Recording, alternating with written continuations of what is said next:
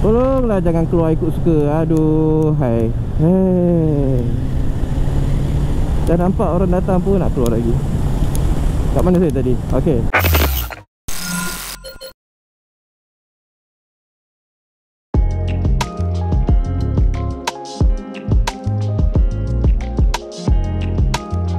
Jadi di setiap stesen minyak ada loyalty program tersendiri. Tapi saya suka yang program yang ditawarkan oleh BH Petrol. Kenapa? Sebabnya mereka menggunakan aplikasi BH Petrol e-card. Jadi tak perlu nak bawa kad fizikal untuk kutip point. Sebabnya kadang-kadang korang akan terlupa, tertinggal kad, dan apa yang berlaku bila time bayar, cashier minta kad tak ada, cashier yang akan guna kad dia orang sendiri untuk kutip point yang sepatutnya jadi milik kita. Jadi dengan aplikasi BH Petrol e-card, korang hanya perlu ada telefon pintar. Selepas buat pembayaran, ambil resit, scan, dan daripada situ korang akan kutip poin yang korang perlu bagi setiap isi minyak. Mudah kan? Jadi tak payah pening-pening, guna saja aplikasi BH Petrol e-card untuk menikmati segala program loyalty yang ditawarkan BH Petrol. Assalamualaikum, anda bersama Tuan Raya. Dalam video kali ini kami ada sebuah tawaran baru daripada Suzuki Malaysia, iaitu Suzuki GSX-S 1000 GT. Ini merupakan model Grand Tourer atau Sport Tourer, tawaran terbaru Suzuki Malaysia yang dilancarkan pada Ogos tahun ini 2022 dengan harga 85,700. So sebelum saya cerita lebih detail, macam biasa ada beberapa benda yang saya nak kena cerita tentang GSX-S 1000 GT ni. Okey, kita cerita tentang spek dia dulu atau rekaan dia dulu. Kalau korang tengok, perhatikan bahagian depan, ini adalah rekaan serba baru yang ditampilkan Suzuki untuk pasaran global. So motor ni lancar dalam September 2021, jadi hampir setahun baru masuk pasaran Malaysia lah. Itu biasalah sebab faktor logistik dan sebagainya. Okay, so model ni sebenarnya menggantikan GSX-S 1000F yang dilancarkan pada 2015 dan berjalan sehingga 2020, dan pada 2021 diorang kemas kini, bukan kemas kini lah, memang menggantikan dengan model serba baru. So kalau korang tengok, perhatikan rekaan bahagian depan memang agak besar, agak bulky. Yang bestnya menurut Suzuki, rekaan ini memang menumpukan aerodinamik. Jadi segala aspek yang ada dekat bahagian depan ni, okey, termasuklah windshield ni, mengoptimalkan ciri aerodinamik pada GSX-S 1000 GT ni. Malah yang bestnya menurut Suzuki, side mirror tu pun, okey, rekaan side mirror ni pun bukan dibuat secara sewenang-wenangnya. Dia malah mengoptimalkan lagi tahap aerodinamik pada GSX-S 1000 GT ni. Okay, so rasanya korang pun tahu kot, dalam range GSX-S memang dia pakai enjin yang sama pada Suzuki Superbike GSX-R 1000, dan ini adalah enjin yang paling lama digunakan Suzuki. Enjin ni berasaskan platform Suzuki GSX-R 1000 K5 yang diperkenalkan pada 2005 hingga 2008. Tapi walaupun platform dia lama, tapi enjin ni telah diberikan nyawa baru. Maksudnya telah dikemas kini dengan pelbagai aspek, dan hasilnya enjin ni menghasilkan 150 horsepower pada 11,000 RPM. RPM yang agak tinggi, dan juga 106-107 Nm torque pada 10,800 RPM. So sebagai sebuah jentera Grand Tourer, power tu memang sangat-sangat best lah. Okay, so spek lain yang ada, kita ada suspension fully adjustable 43mm daripada Kayaba. Kita ada brake Brembo monoblock 4 piston berkembar. Kita ada cakra brake 310mm depan berkembar, dan juga 240mm dekat belakang dengan caliper brake Nissin tunggal. Alright, so apa yang best tentang motor ni? Sebenarnya ada banyak benda yang best, tapi macam biasa, selebihnya saya akan cerita masa kita ride motor ni. Jom. Sebelum tu saya nak korang dengar dulu bunyi enjin dia. TFT screen 6.5 inci. Alright, so kita start. Tu dia, enjin 4 inline double overhead cam 999cc daripada Suzuki GSX-R 1000 K5 keluaran 2005 yang telah diberikan nyawa baru. Enjin ni juga Euro 5 So basically platform lama diberi nyawa baru, dapat segala-galanya yang lebih segar, lebih fresh, lebih powerful lah. Alright, jom.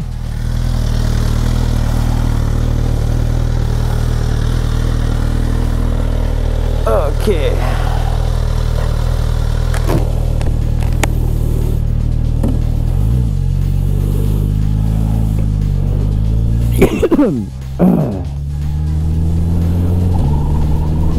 Okay, so inilah dia Suzuki GSX-R 1000, GSX-S 1000 GT. Sebenarnya model ni dibangunkan daripada GSX-S 1000 GT. Okay, GT pula, GSX-S 1000 motosikal naked yang pernah saya review dalam video sebelum ni, korang boleh tengok. Okay, dia menggunakan pakai chassis yang sama kecuali bahagian subframe yang telah diubah. Okay, sebab model naked subframe itu tak perlu terlampau solid sebab dia tak memfokuskan bawa pillion sangat dan tak bawa panniers. Tapi pada model ni kita ada panniers kiri kanan dan kita akan buat pillion.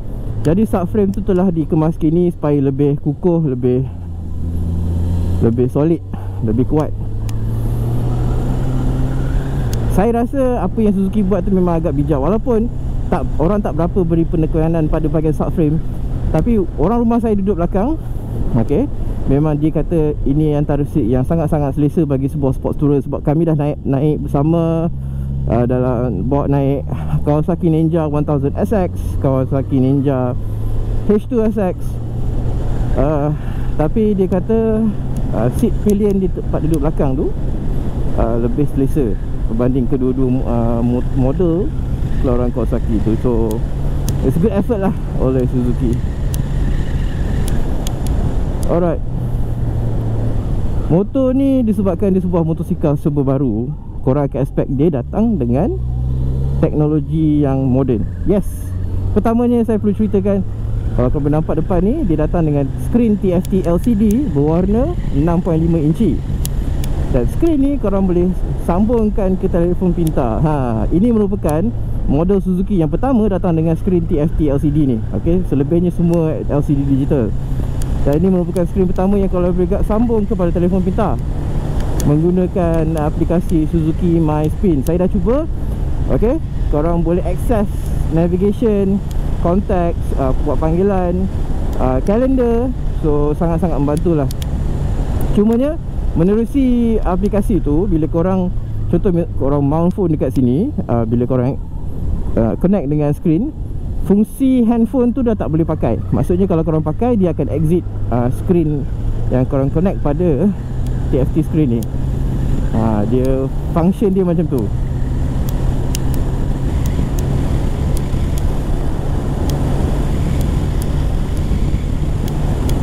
So kalau korang perhatikan, ada beberapa info terpampang kat sini. Kita ada SDMS yang sekarang dah berada dalam A. Okay, SDMS bermaksud Suzuki Drive Mode Selector. So bila Drive Mode Selector ni maksudnya basically riding mode lah. So dia riding mode dia terbahagi pada 3, A, B dan C. Okay, A, B dan C ni dia tak ada dibezakan dari segi horsepower. Ketiga-tiganya menawarkan horsepower penuh 150 horsepower dan 106-107 Nm torque. Tapi apa yang dibezakan adalah dari segi throttle response. So A, throttle response dia lebih sporty, lebih agresif, lebih cekap. B, lebih santai untuk touring dan sebagainya. Dan C, throttle response dia berada pada the lower setting lah. So maksudnya dia punya total response tu memang sangat-sangat low. Bila korang pulas, korang takkan ada rasa mengejut langsung. Seterusnya kita ada setting traction control, daripada paling banyak cengkaman, paling banyak interception daripada ECU. Dan kemudiannya kita ada quick shifter dan tulis S2QS atau Suzuki quick shift. Quick shifter ni saya rasa antara the best system quick shifter yang pernah saya rasa lah. Very smooth. Quick shifter dia up down atas bawah. Jadi korang tak perlu tarik clutch lever, melainkan untuk masuk ke gear 1 daripada neutral sahaja.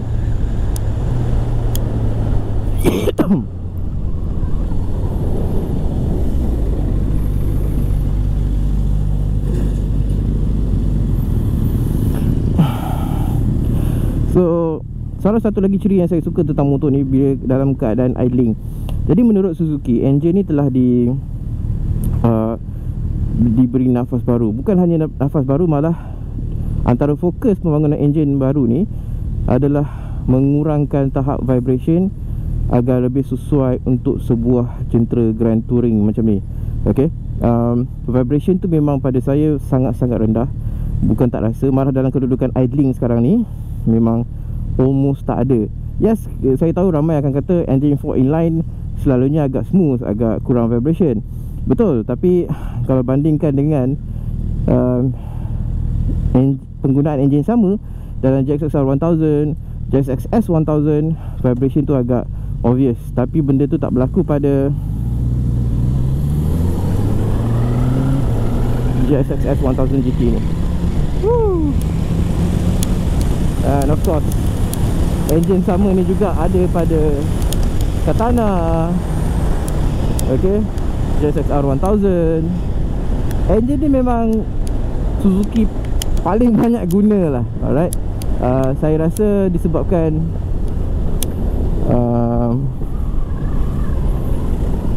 fungsi dia yang prestasi dia yang sangat-sangat memuaskan hati.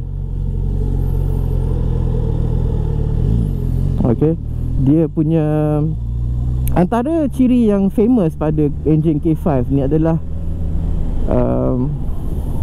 pulling power dia dan juga stroke gear dia, antara gear tu. Jadi korang tak perlu nak kerap sangat masuk gear sebab dia punya stroke tu panjang. Alright, so power tu sentiasa ada walaupun berada dalam gear 3. Korang tak rasa macam oh, masuk gear 3, gear 4, gear 5 dalam keadaan yang sangat-sangat cepat. Benda tu tak berlaku. Itu yang saya suka pada karakter K5 ni. So saya dah bawa motor ni lebih kurang dalam hampir seminggu lah. Alright, dan paling jauh saya bawa adalah saya ride bersama orang rumah saya ke Tangkak, kemudian melalui Jaksin ke Kampung Gunung Asahan, Taman Gunung Asahan Melaka, melalui jalan kampung kat situ. Memang motor ni sangat-sangat best.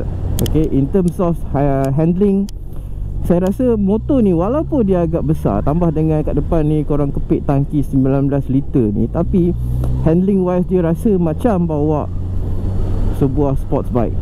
Okay, korang tak ada rasa berat. Sebab berat motor ni bagi sebuah Grand Tourer agak ringan lah bagi saya, sebab berat dia hanya 226 kg.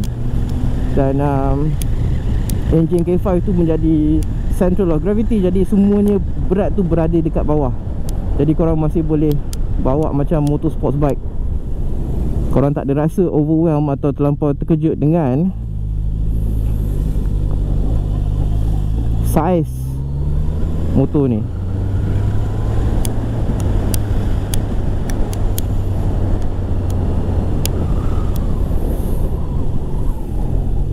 And then suspension fully adjustable daripada Kayaba, macam saya sebut di awal video, 43mm tu. Belakang jenis link type suspension. Memang pada saya memainkan peranan yang sangat-sangat besar lah. Sebab kalau korang pergi ke website Suzuki atau di YouTube Suzuki, terutamanya melibatkan JXXS 1000 GT ni, Suzuki memang buat testing yang agak ekstensif atau ujian yang ekstensif untuk menguji bukan hanya suspension, malah dia punya side panniers tu. Jadi diorang buat ujian masuk dalam lubang dengan kelajuan yang boleh tahan. Okay, suspension tu memang boleh handle hentakan tu dengan sangat-sangat baik.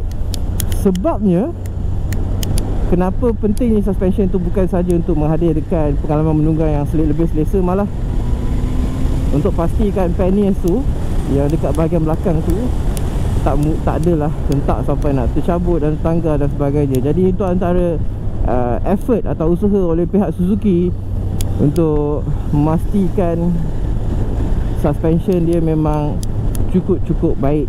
Bukan hanya untuk tunggangan selesa, malah untuk juga panniers belakang tu boleh menyerap hentakan dengan baik. Banyak pula batuk hari ni.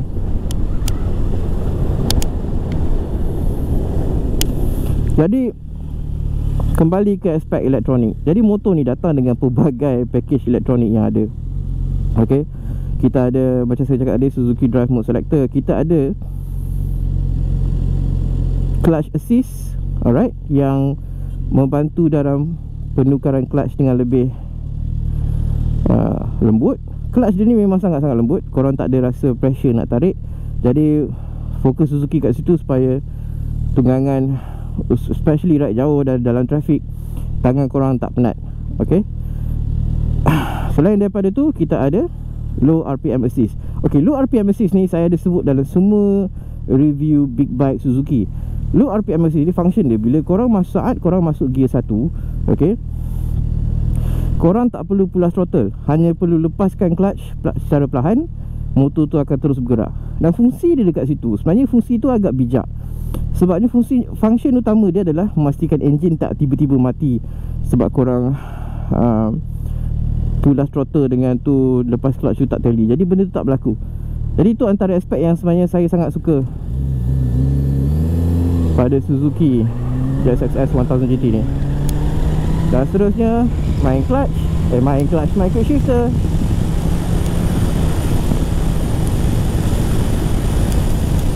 Quick shifter dia memang on point.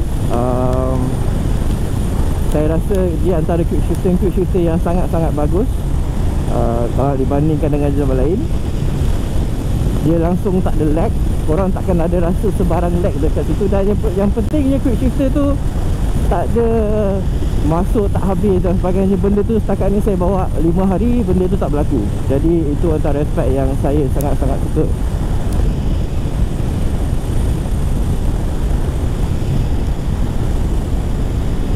Boleh ambil corner, tak ada masalah. High speed. Dia umpama bawa sports bike tapi dalam keadaan yang lebih selesa. Itu antara benda yang saya boleh cakap tentang JSX-S 1000 GT ni.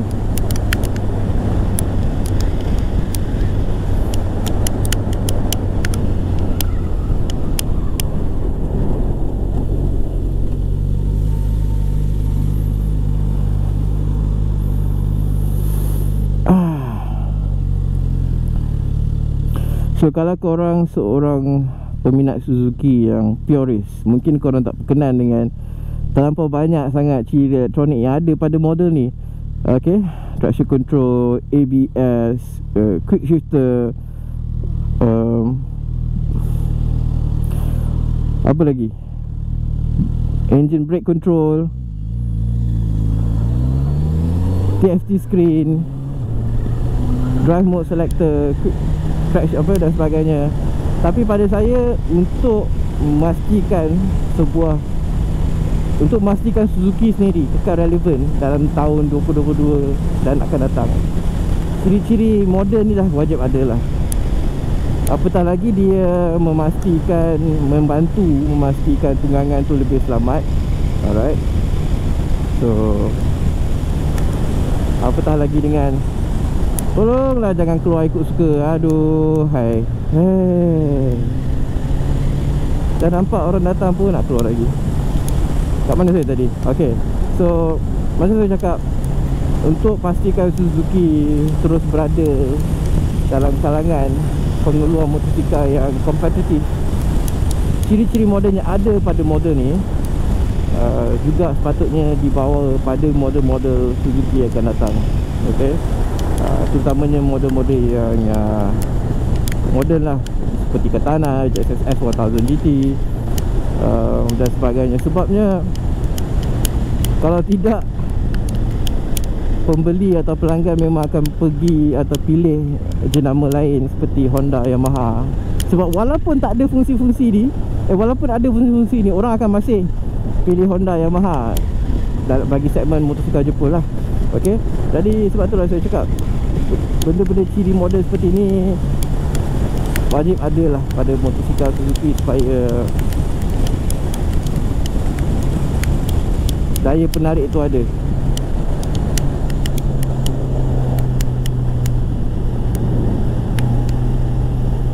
Motor ni memang boleh lean, tak ada masalah.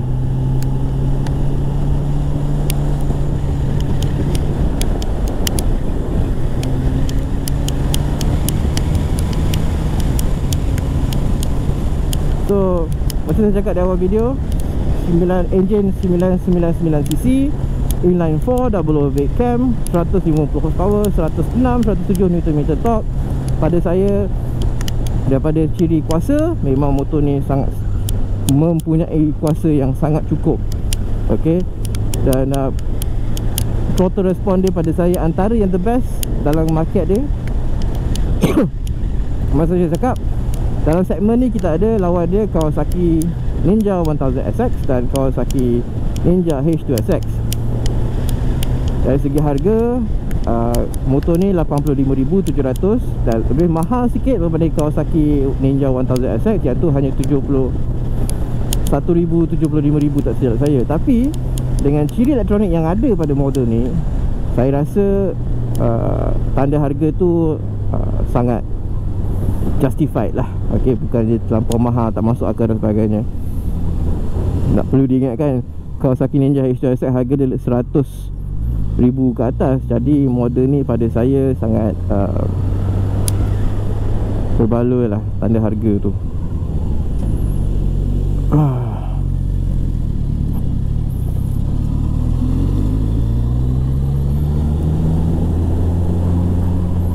So kita pun dah nak sampai.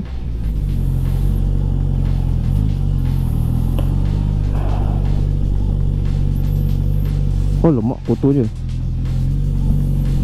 Okay. Kita pun di sini ya. Okey.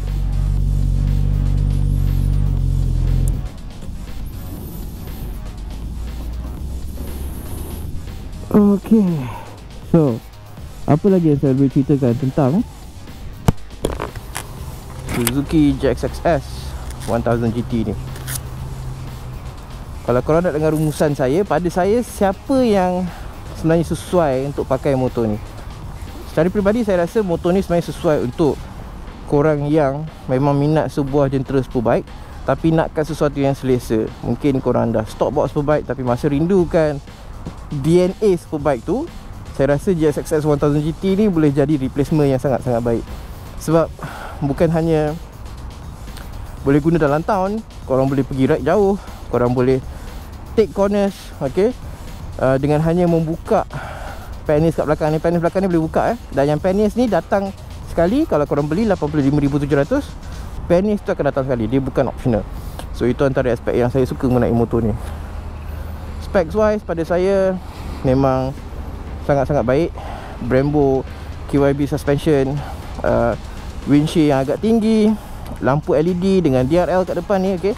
Ni lampu LED main light, ni DRL,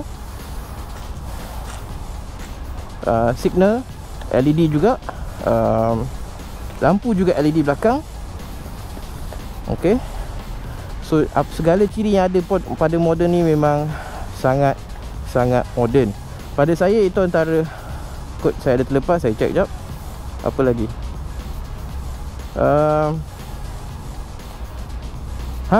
Lupa juga. Ada satu benda yang saya lupa nak sebut masa bawa tadi. Motor ni datang juga dengan fungsi cruise control. Sebagai sebuah jentera Grand Tourer yang sesuai untuk pergi touring, fungsi cruise control tu memang sangat-sangat bagus. Cumanya saya tak berapa berkenan, button untuk aktifkan cruise control adalah di belah kanan, okay? Tapi untuk adjust speed, untuk set speed, berada di sebelah kiri. Saya prefer kalau butang cruise control ni berada di belah kiri. Sebab kita nak pull off throttle, alright, misal kata kita nak pull off throttle, kita nak setkan kelajuan tertentu, kita setkan 130 km sejam misal kata. So kita pull off throttle, jadi nak tekan cruise control ni agak janggal, agak susah sikit.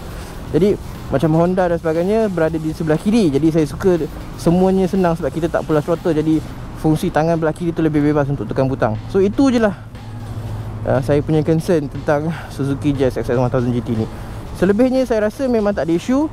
Ini adalah sebuah jentera Suzuki GS yang sangat-sangat moden, okay?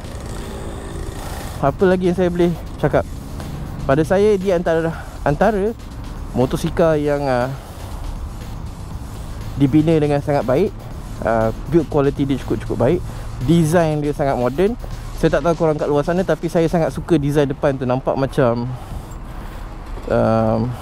ikan yang telah diinjek dengan DNA Transformers lah. Lebih kurang macam tu. Saya tak nak describe, tapi itulah dia.